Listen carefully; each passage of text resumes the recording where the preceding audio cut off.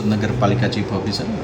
Gujarat સરકારશ્રીના 10/3/2024ના notification પ્રમાણે કેશોદ નગરપાલિકાને અ વર્ગની નગરપાલિકાને વર્ગીકૃત કરવામાં આવેલી છે। આ પહેલાં કેશોદ નગરપાલિકા બ વર્ગ તરીકેની નગરપાલિકા હતી। બ વર્ગ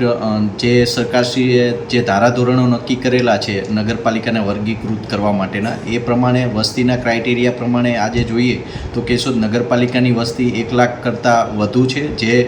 જેની દરખાસ્ત સરકારશ્રીમાં રજૂ કરવામાં આવેલી હતી અને સરકારશ્રીએ કેશોદ નગરપાલિકાનું જે ડિકેડલ